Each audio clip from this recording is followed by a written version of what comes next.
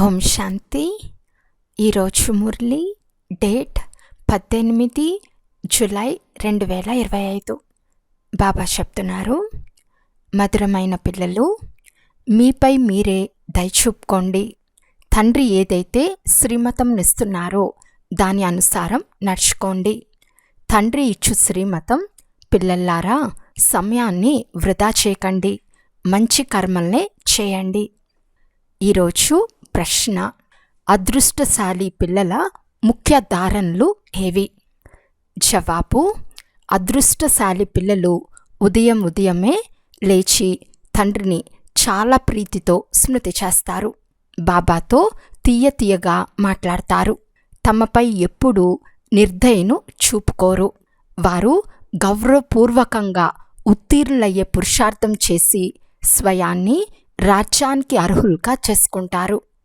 ఓం శాంతి. పిల్లలు తండ్రి ఎదురుగా కూర్చున్నప్పుడు మా బేహద్ తండ్రి బేహద్ సుఖం నిచ్చేందుకు శ్రీమతంను ఇస్తున్నారని వారికి తెలుసు. వారిని దయాసాగర్లు, ముక్తిదాత అని చాలా మహిమ చేస్తారు. తండ్రి చెప్తున్నారు, కేవలం ఇది మహిమ చేయు విషయమే కాదు, కానీ పిల్లలకు సలహానివ్వటం తండ్రి కర్తవ్యం. అలాగే బేహద్ తండ్రి కూడా మతంనిస్తున్నారు. వారు ఉన్నతమైన తండ్రి కనుక వారి మతం కూడా తప్పకుండా ఉన్నతంగానే ఉంటుంది. మతాన్ని తీసుకునేది ఆత్మ. మంచి లేక చెడు కర్మలను చేసేది కూడా ఆత్మనే. ఈ సమయంలో ప్రపంచానికి రావణుని మతం లభిస్తుంది. పిల్లలైన మీకు రాముని మతం లభిస్తుంది. రావణుని మతం వలన నిర్దయులై విరుద్ధ కర్మల్నే చేస్తారు. సమర్థమైన మంచి కర్మల్నే చేయండని తండ్రి సలహానిస్తున్నారు. తమపై తాము దయచూపుకోవటం అన్నిటికంటే చాలా మంచి కార్యం. సతోప్రధానంగా చాలా సుఖంగా ఉండే ఆత్మ రావణుని మతం లభించటం వలన తమోప్రధానమైపోయిందని మీకు తెలుసు. ఒక్క తండ్రి స్మృతిలోనే ఉండండి, మీపై మీరే దయచూపుకోండి అని ఇప్పుడు తండ్రి మతంనిస్తారు. తండ్రి దయ చూపించరు. ఇలా చేయమని శ్రీమతంనిస్తారు. మీపై మీరే దయ చూపుకోండి. స్వయాన్ని ఆత్మగా భావించి పతిత పావనులైన మీ తండ్రిని స్మృతి చేస్తే మీరు పావనంగా అవుతారు. పావనంగా ఎలా అవ్వాలో తండ్రి సలహానిస్తారు. పతితులను పావనంగా చేసేవారు తండ్రియే. వారు శ్రీమతంనిస్తారు. వారు మతానుసారం నడుచుకోలేదు అంటే మీపై మీరు నిర్దయులుగా అవుతారు. పిల్లలు సమయాన్ని వృధా చేయకండి అని తండ్రి శ్రీమతంను ఇస్తున్నారు. నేను ఆత్మ అనే పాఠాన్ని పక్కా చేసుకోండి. శారీర నిర్వహణార్థం వ్యాపారాదులు భలే చేసుకున్న సమయం కేటాయించి యుక్తిని రచించండి. పని చేస్తున్న ఆత్మలోని బుద్ధి తండ్రి వైపు ఉండాలి. ఉదాహరణకి ప్రేయసి ప్రియులు పనులు చేస్తున్నా ఒకరిపై ఒకరికి ప్రీతి ఉంటుంది కదా. ఇక్కడ అలా లేదు. మీరు భక్తి మార్గంలో కూడా స్మృతి చేస్తారు. ఎలా స్మృతి చేయాలని చాలామంది అడుగుతారు. స్మృతి చెయ్యాలి అంటే ఆత్మ పరమాత్మల రూపం తెలియాలి కదా.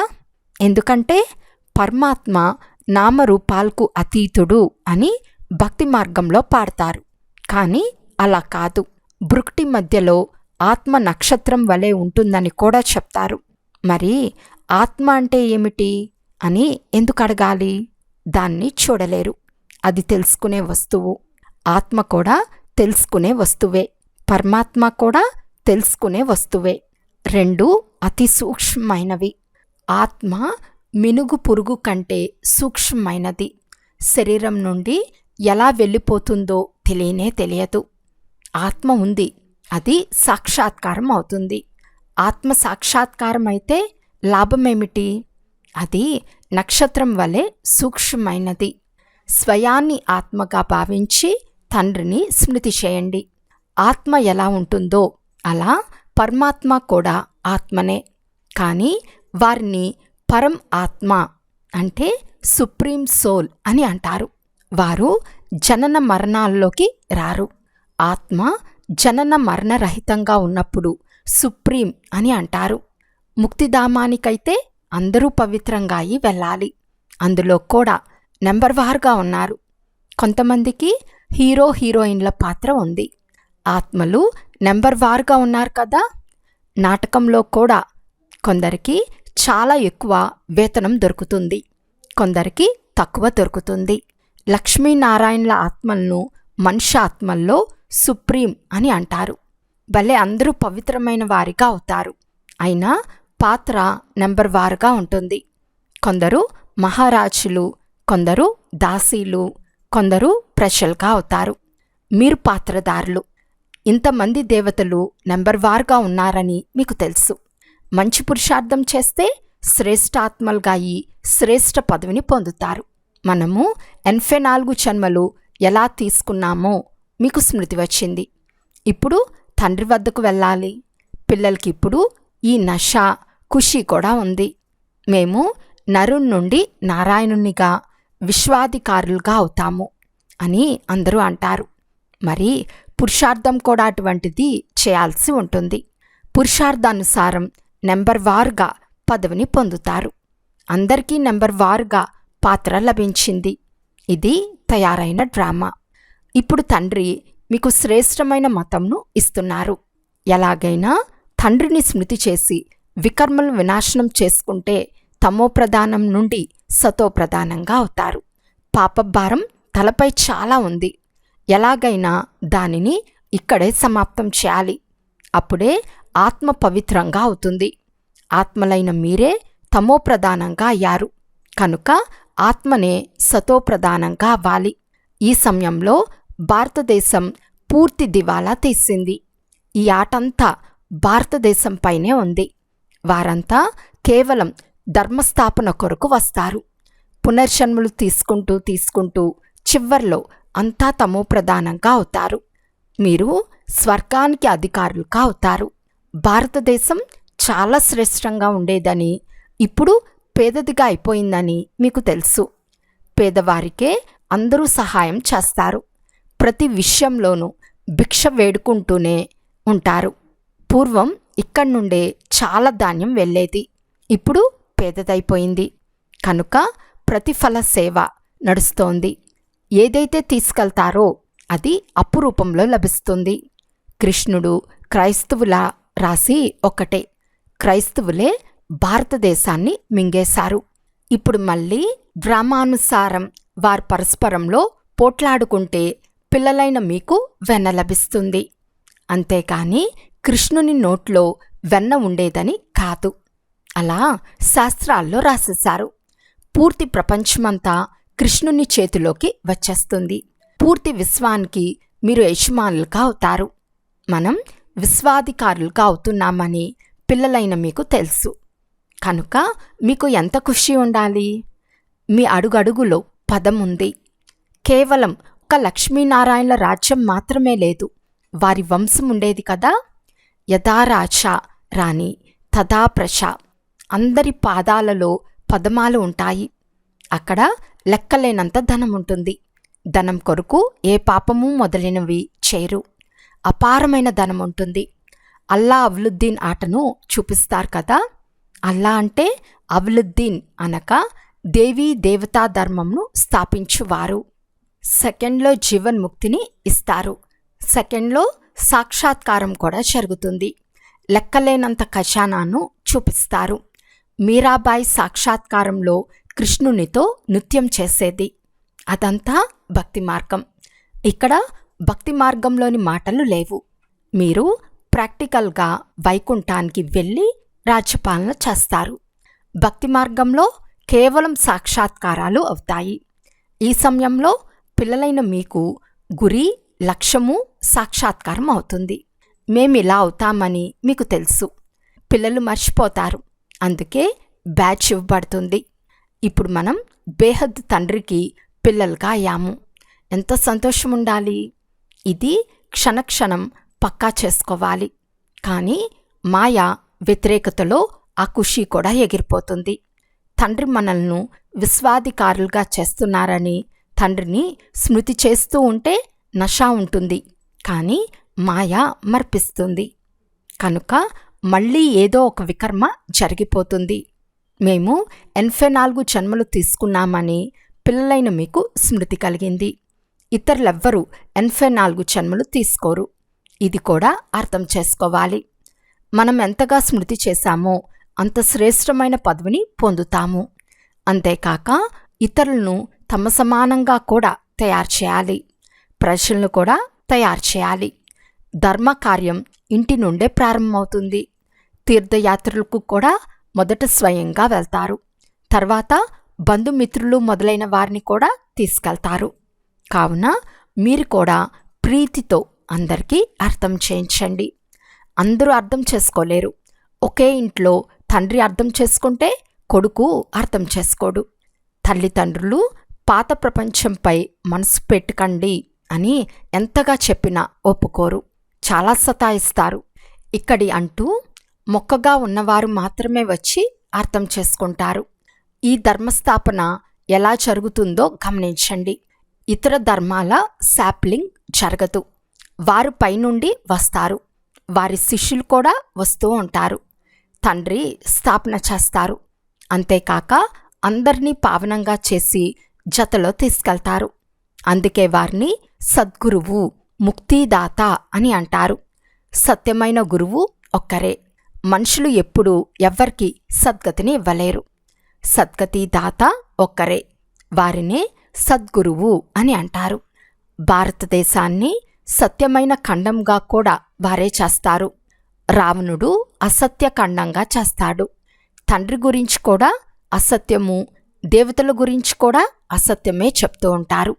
అందుకే తండ్రి చెప్తారు, చెడు వినకండి. దీన్ని వైశాలయము అని అంటారు. సత్యుగము, శివాలయము. మనుషులు ఏమీ అర్థం చేసుకోరు. వారు తమ మతానుసారంగానే నడుచుకుంటారు. ఎన్ని గొడవలు, పొట్లాట్లు జరుగుతూ ఉంటాయి. పిల్లలు తల్లిని, పతి స్త్రీని చంపేందుకు కూడా వెనకాడరు. ఒకరికొకరు హింసించుకుంటూనే ఉంటారు. తండ్రి వద్ద చాలా ధనం ఉండి ఇవ్వలేదంటే చంపేందుకు కూడా ఆలస్యం చేయరు. ఎంతటి మలిన ప్రపంచం! మీరిప్పుడు ఎలా అవుతున్నారు? మీ ముఖ్య లక్ష్యం ఎదుర్లో నిలిచి ఉంది. కేవలం ఓ పతిత పావన, వచ్చి మమ్మల్ని పావనంగా చేయండి అని పిలిచేవారు. విశ్వాధికారులుగా చేయండి అని అడిగేవారు కాదు. గాడ్ఫాదర్ అయితే స్వర్గాన్ని స్థాపిస్తారు. మరి మనమెందుకు స్వర్గంలో లేము? మళ్ళీ రావణుడు మిమ్మల్ని నరకవాసులుగా చేస్తాడు. కల్పాయువు లక్షల సంవత్సరాలని చెప్పినందున మర్చిపోయారు. తండ్రి చెప్తున్నారు, మీరు స్వర్గాధికారులుగా ఉండేవారు. ఇప్పుడు మళ్ళీ చక్రంలో తిరిగి నరకానికి అధికారులుగా అయ్యారు. ఇప్పుడు తండ్రి మిమ్మల్ని మళ్ళీ స్వర్గాధికారులుగా చేస్తారు. వారు చెప్తున్నారు, మధురమైన ఆత్మల్లారా, పిల్లల్లారా, తండ్రిని స్మృతి చేస్తే మీరు తమో ప్రధానం నుండి సతో ప్రధానంగా అవుతారు. తమో ప్రధానంగా అయ్యేందుకు అర్ధకల్పం పట్టింది. పూర్తి కల్పమనే చెప్పవచ్చు. ఎందుకంటే కల్పమంతా కళలు తగ్గుతూనే ఉంటాయి. ఈ సమయంలో ఏ కళ కూడా లేదు. నిర్గుణుడు నైనా నాలో ఏ గుణమూ లేదని పాడతారు. దీని అర్థం ఎంతో స్పష్టంగా ఉంది. ఇక్కడ నిర్గుణ బాలకుల సంస్థ కూడా ఉంది. బాలకులలో ఏ గుణమూ లేదు. వాస్తవానికి బాలకులను మహాత్ములు కంటే శ్రేష్టమైన వారని అంటారు. వారికి వికారాల గురించే తెలియదు. మహాత్ములకు వికారాల గురించి తెలిసి ఉంటుంది. కనుక పదాలు కూడా చాలా తప్పుగా ప్రయోగిస్తారు. మాయ పూర్తిగా అధర్మపరులుగా చేస్తుంది. గీతను కూడా చదువుతారు. భగవాను వాచ, కామం మహాశత్రువు అని కూడా చెప్తారు. ఇది ఆది మధ్యాంతాలు దుఃఖంనిస్తుంది. అయినా పవిత్రంగా అవ్వటంలో ఎన్ని విఘ్నాలు వేస్తారు. కొడుకు వివాహం చేసుకోకుంటే ఎంతగానో కోప్పడతారు. తండ్రి చెప్తున్నారు, పిల్లలు మీరు శ్రీమతంను అనుసరించాలి. ఎవరైతే పుష్పాలుగా అవ్వని వారిగా ఉంటారో వారికి మీరు ఎంతగా అర్థం చేయించినా ఎప్పుడూ అంగీకరించరు. కొన్ని స్థానాలలో పిల్లలు మేము వివాహం చేసుకోమంటే తల్లిదండ్రులు ఎన్నో అత్యాచారాలు చేస్తారని చెప్తారు. జ్ఞానయజ్ఞం రచించినప్పుడు అనేక ప్రకారాలైన విఘ్నాలు ఏర్పడతాయని తండ్రి చెప్తున్నారు. 3 అడుగుల నేల కూడా ఇవ్వరు. మీరు కేవలం తండ్రి మతానుసారం స్మృతి చేసి పవిత్రంగా అవుతారు. ఇతర ఏ కష్టమూ లేదు. కేవలం స్వయాన్ని ఆత్మగా భావించి తండ్రిని స్మృతి చేయండి. ఎలా ఆత్మలైన మీరు ఈ శరీరంలో అవతరించారో అలా తండ్రి కూడా అవతరించారు. మరి కచ్చవతారము, మత్స్యావతారము ఎలా సాధ్యము? నన్ను ఎంతగా తిట్టారు. ప్రతి కణకణంలో భగవంతుడు ఉన్నాడని అంటారు. నన్ను మరియు దేవతలను గ్లాని చేస్తారు. నేను రావాల్సి వస్తుంది. నేను వచ్చి పిల్లలకు మళ్ళీ వారసత్వంను ఇస్తాను. నేను వారసత్వంనిస్తాను. రావణుడు శాపంనిస్తాడు. ఇది ఆట. శ్రీమతంను పాటించటం లేదంటే వీరి అదృష్టం ఇంతే అని భావించబడుతుంది. అదృష్టశాలి పిల్లలు ఉదయమే లేచి స్మృతి చేస్తారు. బాబాతో మాట్లాడతారు. స్వయాన్ని ఆత్మగా భావించి తండ్రిని స్మృతి చేస్తే వికర్మలు వినాశనమవుతాయి. ఖుషి పాదరస మట్టం కూడా పెరుగుతుంది. ఎవరు గౌరవపూర్వకంగా ఉత్తీర్ణులవుతారో వారే రాజ్యానికి యోగ్యులుగా అవ్వగలరు. కేవలం ఒక్క లక్ష్మీనారాయణులు మాత్రమే రాజ్యపాలన చేయరు. వారి వంశం ఉంటుంది. ఇప్పుడు తండ్రి అంటున్నారు, మీరు ఎంత స్వచ్ఛబుద్ధి గలవారిగా అవుతారు. దీనిని సత్సంగము అని అంటారు. సత్సంగము ఒకటే ఉంటుంది. ఆ తండ్రి సత్యమైన జ్ఞానంనిచ్చి సత్యమైన ఖండానికి మాలికులుగా చేస్తున్నారు. కల్పం యొక్క సంగం యుగంలోనే సత్సంగం లభిస్తుంది. స్వర్గంలో ఎటువంటి సత్సంగము ఉండదు. ఇప్పుడు మీరు ఆత్మిక రక్షక దళం. మీరు విశ్వనావను తీరానికి చేరుస్తారు. మిమ్మల్ని రక్షించేవారు, శ్రీమతంనిచ్చేవారు తండ్రియే. మీ మహిమ చాలా గొప్పది. తండ్రి మహిమ, భారతదేశపు మహిమ అపారమైనవి. పిల్లల మహిమ కూడా అపారమైనది. మీరు బ్రహ్మాండానికి, విశ్వానికి కూడా అధికారులుగా అవుతారు. నేను కేవలం బ్రహ్మాండానికి మాత్రమే యజమానిని. మీకు పూజ కూడా డబల్గా జరుగుతుంది. డబల్ పూజ జరిగేందుకు నేను దేవతగా అవ్వను. మీలో కూడా నెంబర్ వార్గా అర్థం చేసుకుని ఖుషీగా పురుషార్థం చేస్తారు. చదువులో ఎంత వ్యత్యాసం ఉంది.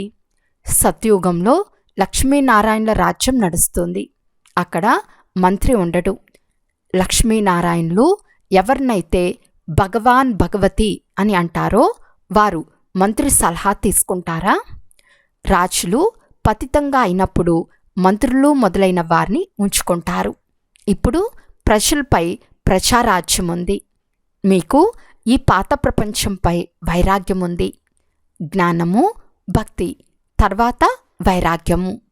జ్ఞానాన్ని కేవలం ఆత్మిక తండ్రియే నేర్పిస్తారు. ఇతరులెవ్వరూ నేర్పించలేరు. తండ్రియే పతిత పావనుడు, సర్వుల సద్గతి దాత.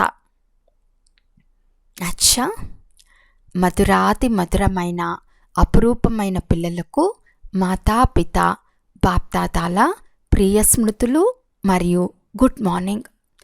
ఆత్మిక పిల్లలకు ఆత్మిక తండ్రి నమస్తే. ఆత్మిక తండ్రికి ఆత్మిక పిల్లల యొక్క ప్రియ స్మృతులు మరియు నమస్తే నమస్తే నమస్తే. ధారణ కొరకు ముఖ్య సారము. ఫస్ట్ పాయింట్, బాబా స్మృతితో పాటు మీ సమానంగా తయారు చేసే సేవ కూడా చేయాలి. ధర్మము ఇంటి నుండే ప్రారంభమవుతుంది. అందరికీ ప్రీతితో అర్థం చేయించాలి. సెకండ్ పాయింట్, ఈ పాత ప్రపంచంపై బేహద్ వైరాగ్యం గలవారిగా అవ్వాలి. చెడును వినకండి, చెడును చూడకండి. ఆ అనంతమైన తండ్రి పిల్లలము.